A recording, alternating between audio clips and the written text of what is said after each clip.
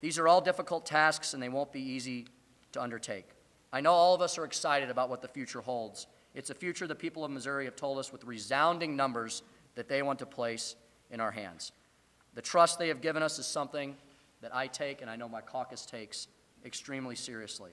We've worked very hard to earn it, but now the campaigns are over, the ads have ceased, and the hard work of governing now begins. It's a task I know our House is up to. Finally today, what took the longest period of time was we underwent the very careful and challenging task of selecting leadership for the next 2 years for the House. I was happy to see that so many of our caucus members volunteered, put their names forward, more than I've ever seen in the 6 years I've been here. That's what took so long, to select all these positions and go through all of the balloting and hear all of the motions and the nominations and the speeches for same. I'm very happy with the results. It's a diverse group of representatives representing many different parts of the state. I don't believe any one part of the state or any one specific philosophy is reflected here. I believe it's reflective of our caucus and of our state as a whole. Joining me on the leadership team will be my Speaker Pro Tem, Representative Jason Smith, the Majority Leader, John Deal, the Assistant Majority Floor Leader, Mike Searpoy, the Majority Whip, Sandy Crawford, coming back for a second term, the Majority Caucus Chair, Representative Shelley Keeney, the Majority Caucus Secretary from right here in Jefferson City, Mike Bernstetter, and joining us on that team will be some folks who I previously announced, in case you missed them.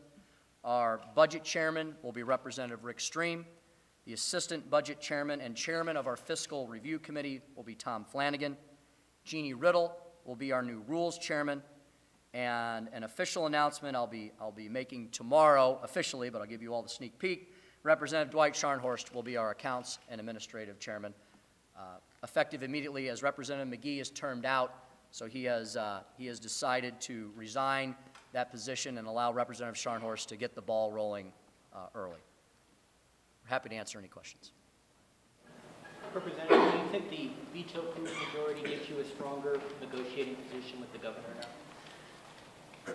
I believe on one hand it does, but in addition to simply saying we have a stronger negotiating position, I hope it's something that convinces the governor to come to us and work with us on legislation as we're working on it.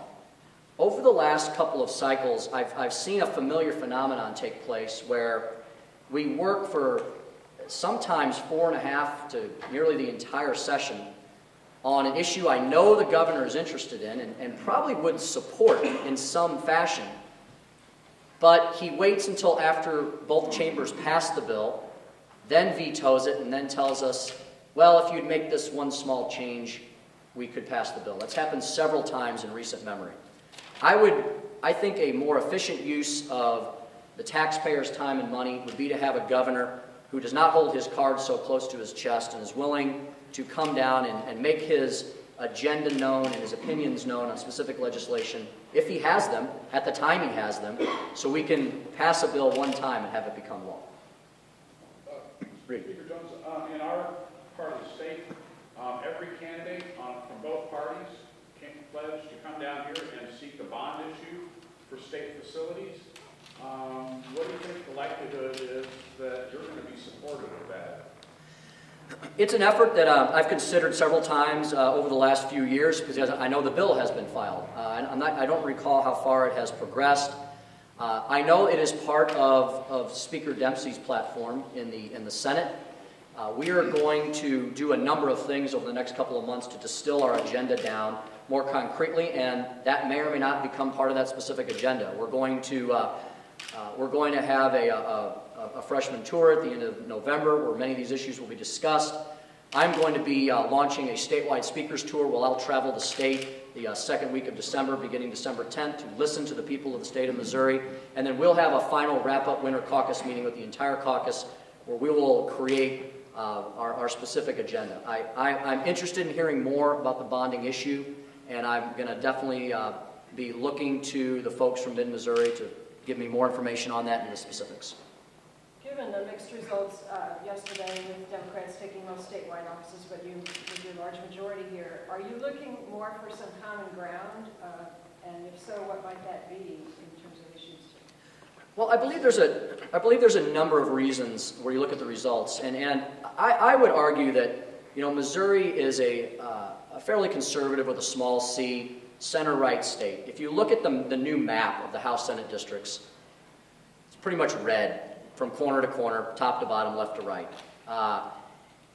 The governor ran on a conservative agenda, nearly identical to the policies and the leadership that's shown in the House and Senate.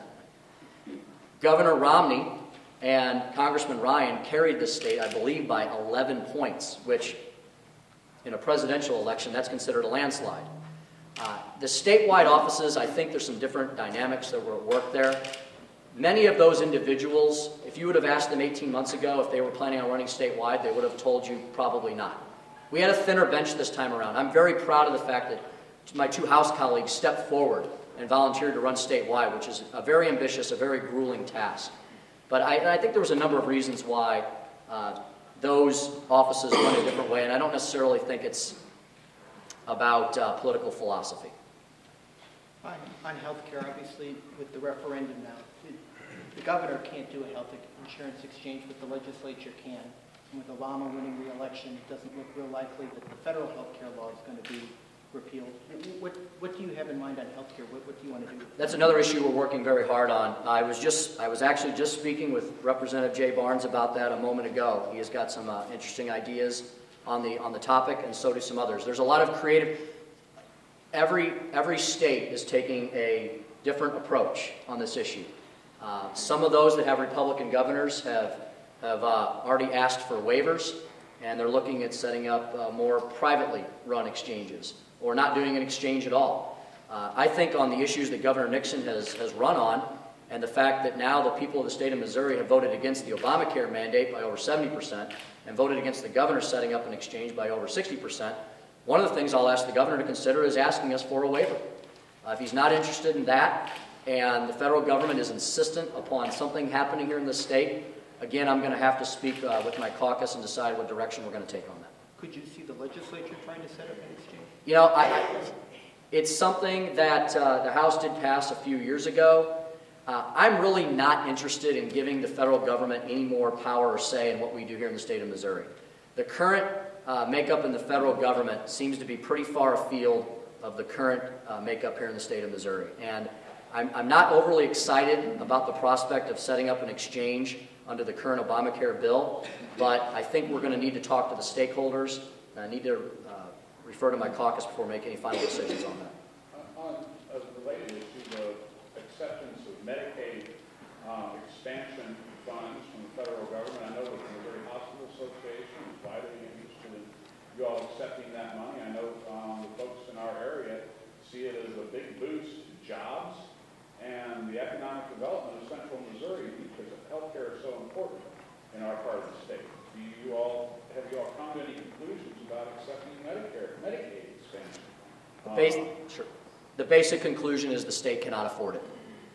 Without us doing anything, the current Medicaid system adds a toll of, I believe, 350,000 people. how much money? Approximately $200 million every year to our state budget without doing a single thing. We have a tough time paying for that as it is. Our governor has stood with us on opposing any tax increases or quote-unquote revenue enhancements. So I'm not sure how we can pay for more welfare expansion, more Medicaid expansion. I think it would be very difficult. I've also spoken with a broad swath of my colleagues in the Senate. I've spoken with everyone from what people may consider more moderate senators to more conservative senators. And to a T, all of them have responded that the Missouri Senate, the majority party in the Missouri Senate has no desire to expand Medicaid. You can ask Senator Dempsey and his peers that tomorrow, but that is the word I've gotten from the Senate. That's the word I've gotten from my House so far. So unless someone has a burning desire to do anything differently, I don't believe our taxpayers can afford it.